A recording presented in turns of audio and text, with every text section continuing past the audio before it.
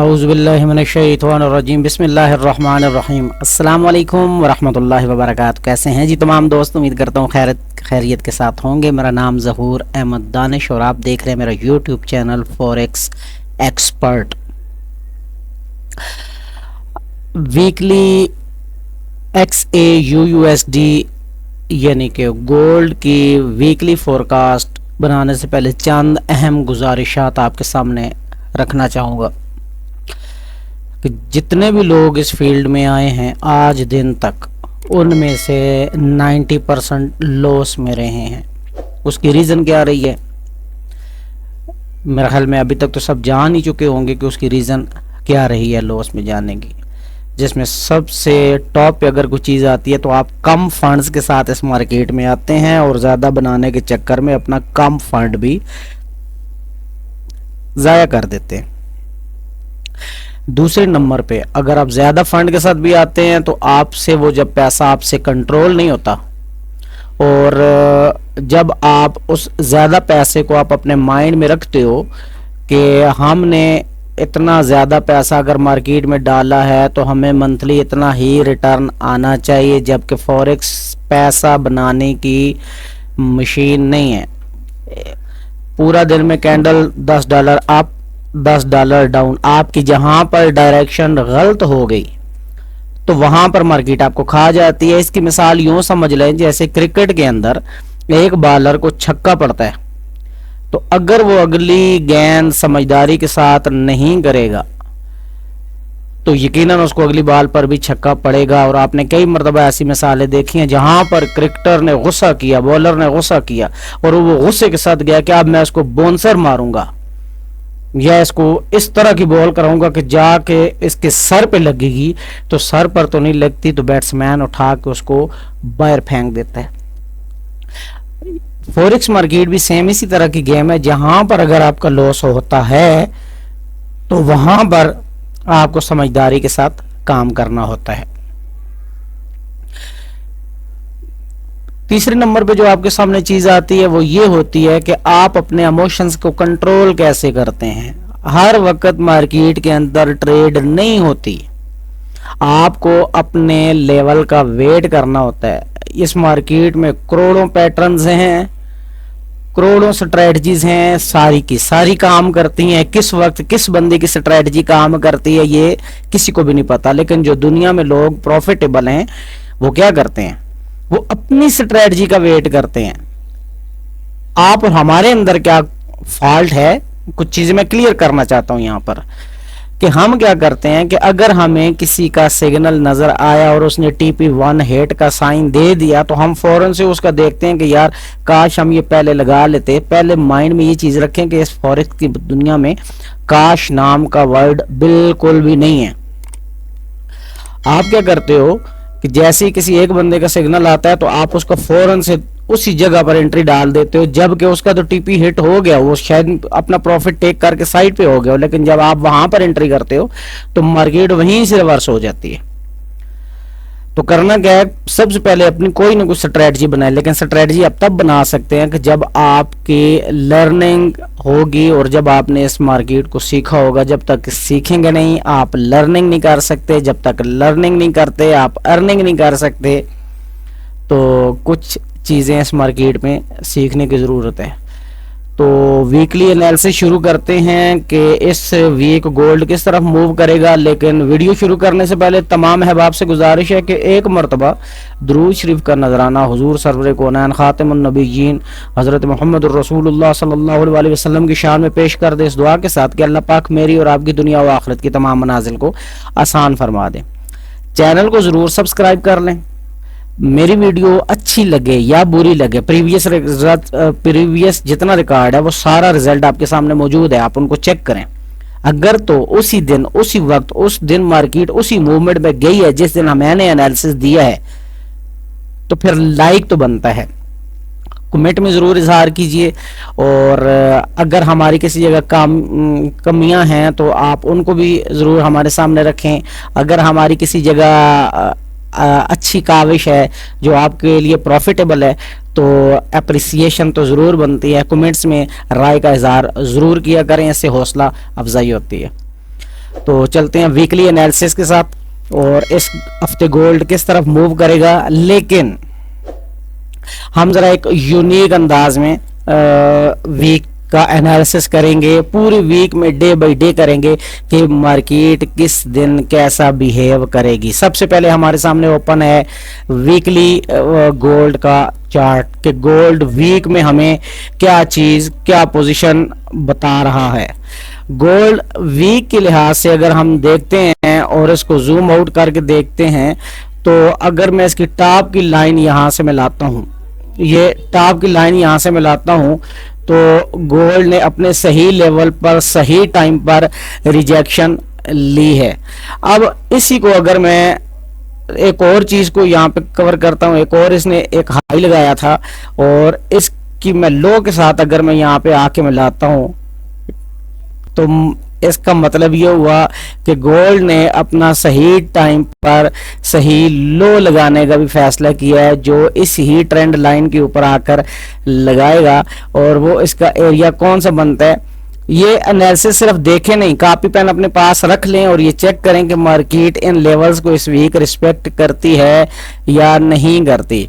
ये मार्केट इस वीक शुरू होती है इस जगह से, और चूंकि ये कैंडल यहाँ पर क्लोज हुई है, तो अगली कैंडल लाजमी बात है इधर से स्टार्ट होगी, तो मुमकिन है कि इस एरिया तक मार्केट अपनी विक बनाएगी। मार्केट इस तरह की कैंडल बना सकती है। यहाँ तक उम्मीद करता हूँ चीज समझ आ गई होगी। वीक में इतना लंबा सीन नहीं है कि जिसके ऊपर इतनी ज्यादा डिटेल के साथ बात की जाए। हाँ, अगर ये मार्केट इस वीक इतने प्रेशर के साथ सेल की कैंडल बना देती है, इतने प्रेशर के साथ मार्केट सेल की कैंडल बना देती है और यूं नीचे आती है और फिर ऊपर जाकर बेशक विक ही बना दे, लेकिन क्लोजिंग इसकी इस तरह की हो जाए, इस तरह की, और क्लोजिंग इसकी अगर इस तरह से हो जाए, बेशक शूटिंग स्टार बना दे या जो भी इसका वो बनाए, लेकिन क्लोजिंग नीचे हो जाए, हैंगिंग मैन बना दे, शूटिंग स्टार बना दे, डोजी बना दे, कुछ भी बना दे, लेकिन क्लोजिंग अगर इस जगह पर इसकी हो जाए, तो फिर तो 100% ये कंफर्म हो जाएगा कि मार्केट ने अपना वीकली लेवल जो है उसको ब्रेक कर दिया है, और मार्केट ये 2295 को जैसे मार्केट ब्रेक करती है, तो फिर रीटेस्ट करने के बाद ये कंफर्म हो जाएगा कि मार्केट सेलिंग में चली जाएगी। ठीक है, लेकिन जब तक मार्केट 2295 से ऊपर है, तो आप ये ध्यान में रखें कि मार्केट इधर से आके अगर वो कैंडल उधर तक बनाएगी, तो फिर मार्केट मुमकिन है कि जिस तरह मैंने आपको ये कहा है कि मार्केट यूं बना सकती है इस एरिया को टच करने के बाद, तो मार्केट इस एरिया में यूं एक डाउन साइड की विक बनाने के बाद मार्केट इस तरह की जाकर क्लोजिंग भी दे सकती है। उसकी रीजन क्या है कि इस वीक मार्केट में बहुत हैवी डेटा मौजूद है जो मार्केट को सर्कुलेट करवाएगा। मैं वीडियो को लंबा न करने के चक्कर में आपको फॉरेक्स फैक्ट्री के ऊपर नहीं लेके जा रहा कि किस किस दिन क्या डेटा, वो आपको खुद पता है। सोमवार को इतना खास नहीं है, मंगल को नहीं है, लेकिन बुध वाले दिन जीडीपी का डेटा है, वो बहुत ज्यादा इंपॉर्टेंट है जो मार्केट को वोलेटाइल करेगा। इसके बाद क्या करते हैं जी, हम चलते हैं डेली के चार्ट के ऊपर। चीजें मजीद हमारे सामने आसान होके आ जाएंगी कि डेली के चार्ट के अंदर हमारे पास क्या चीजें निकल के आती हैं। डेली के चार्ट के अंदर मैं सिंपल एक फार्मूला यहां पे लगाऊंगा, ये वाला, और ये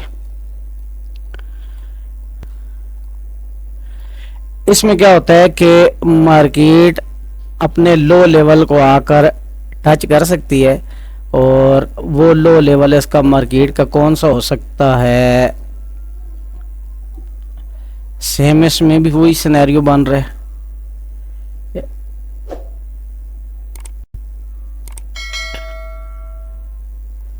इसमें यकीनन ये एरिया बनेगा।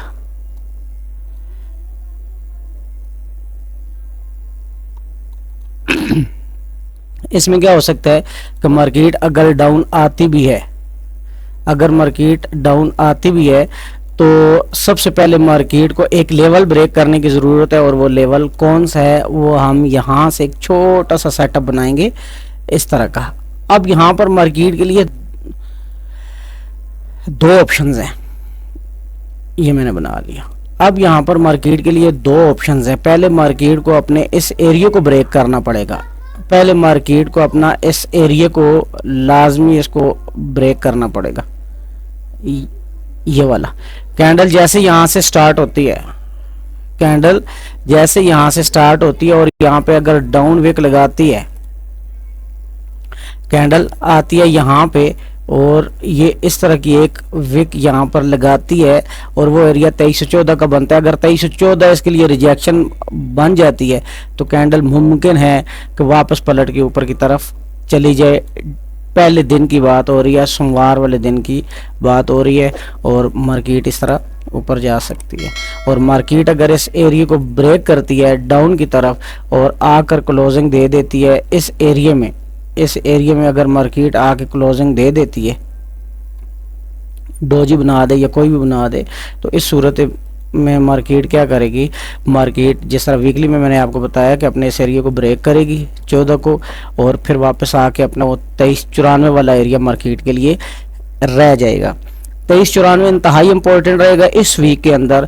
2394 से मार्केट वापस 2314 की तरफ जाकर अगर इस चैनल को ब्रेक करती है और यूं करके मार्केट आ सकती है। लेकिन इसमें आपने एक चीज़ का ख्याल करना है कि जब कैंडल इस एरिया को ब्रेक कर ले तो आपने कम से कम इतना वेट ज़रूर करना है कि कहीं आप मैनिपुलेशन का शिकार तो नहीं हो रहे। कभी कभी क्या होता है कि मार्केट अपने इस लेवल को ब्रेक करती है, मार्केट अपने इस लेवल को ब्रेक करती है, इस लेवल को ब्रेक करती है मार्केट, ये वाला जो है इस एरिया को ब्रेक करती है, ठीक है, और वापस इस एरिया को टेस्ट करती है, इस एरिया को टेस्ट करती है और जैसे सेलिंग की कैंडल बनाकर यूं नीचे क्लोज देती है।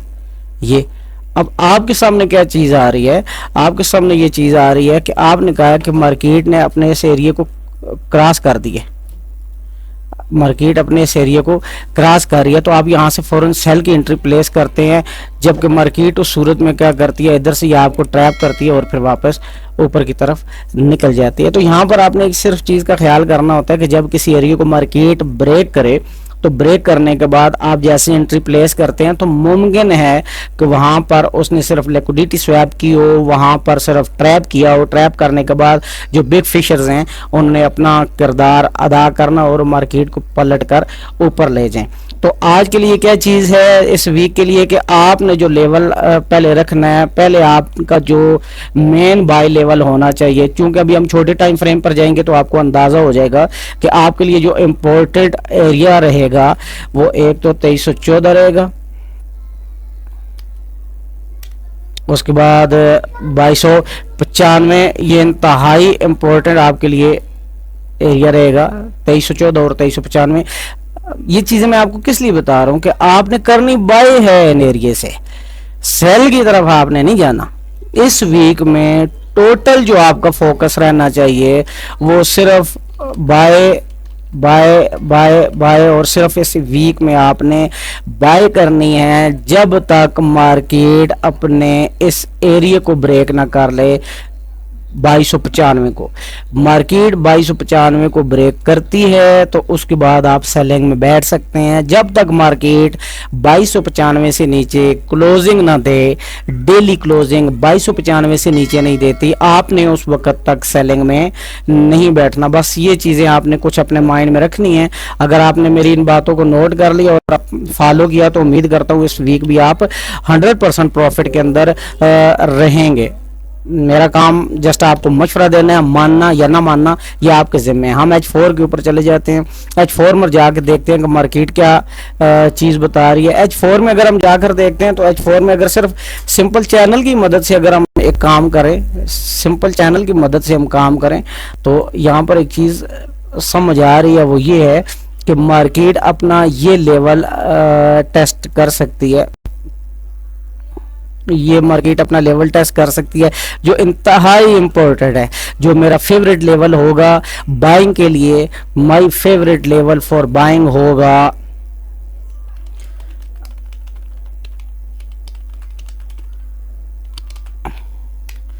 2306, ठीक है। और मैं 2306 इसका बाइंग लेवल मैं अपने लिए रखूंगा, और जो कि मैं खुद ग्रुप के अंदर भी सिग्नल जो फर्स्ट दूंगा वो 2306 से ही मुमकिन है दूंगा, जिसका एसएल मैं आपको यहीं पे एडवांस बता रहा हूं कि मैं जिसका एसएल रखूंगा 2393 एसएल के साथ मैं लॉन्ग बाइंग कराऊंगा, जिसका टीपी इस ही वीक में इंशाल्लाह चलें बता देते हैं, क्या याद करेंगे। इसका टीपी आपका इस ही वीक के अंदर 2450 अगेन मुमकिन है। देखते हैं इसकी रीजन क्या है कि जीडीपी का डेटा इतना हैवी डेटा होता है कि जो मार्केट को $100 मूव करवा सकता है। मार्केट अगर 2321 के ऊपर है तो मार्केट अगर डाउन भी लगाती है तो इसने सिर्फ 2 दिन के लिए $50 की मूव करनी है, जो 2321-22 पे जा सकता है, ये 2400 तक लेके जा सकता है। तो सिर्फ जीडीपी का एक डेटा एक दिन आएगा तो मार्केट का वो तहस नहस करके रख देगा। बाकी मानना ना मानना आपके जिम्मे है।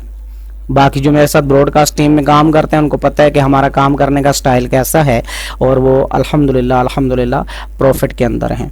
इस H4 में एक दूसरा सिनेरियो यहाँ पर देख लेते हैं। दूसरा सिनेरियो ये है हमारे पास कि अगर हम इस एरिया को यूं मार्क करते हैं, अगर हम इस एरिया को यूं मार्क करते हैं और इधर तक लेके आते हैं, ये ठीक है। अब मैंने इस एरिया को क्यों नहीं मार्क किया, जबकि मैंने इसको देखा है, इसको देखा है, इसको देखा है और इसको देखा है। अब 4 जगह वो हैं जहां मार्केट ने कंफर्मेशन दी।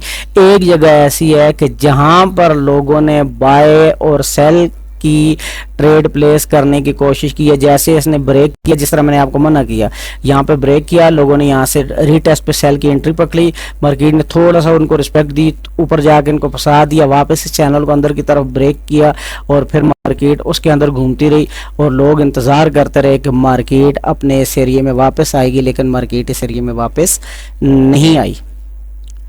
यहाँ तक उम्मीद करता हूँ चीजें आपके सामने क्लियर हो गई होंगी। अब यहाँ पर क्या सिनेरियो बन रहा है, ये सिनेरियो बन रहा है कि मार्केट ने इस मिडिल एरिया को टेस्ट किया। पहले मार्केट ऊपर आई, नीचे चली गई, फिर ऊपर गई, नीचे चली गई, फिर ऊपर आई, फिर नीचे गई, लेकिन एक वक्त आया मार्केट ने इसको ब्रेक किया, इसको यहाँ डाउन ब्रेक किया, फिर इसी सेंटर एरिया से मार्केट ने रिजेक्शन ली, सेंटर एरिया से रिजेक्शन ली और फिर सेंटर को ब्रेक किया और ऊपर चली गई। और इतनी लंबी कैंडल बनाने के बाद मार्केट अपने सेंटर में है। तो इतनी लंबी डिटेल बताने का मकसद सिर्फ इतना है कि आपको यकीनन यहाँ से ही समझ आ जाना चाहिए कि ये 2315 का शायद लेवल ऐसा है कि मार्केट यहाँ से ऊपर जाएगी, अपने चैनल को ऊपर की तरफ ब्रेक कर देगी। उम्मीद करता हूँ यहाँ से भी चीजें आपको क्लियर हो गई होंगी। अभी H1 के ऊपर चलते हैं, वो डेली हम आपको बताते रहेंगे कि उसके ऊपर आप कैसे काम करते हो। डेली के ऊपर तो हम वीडियो ऑलरेडी बनाते हैं।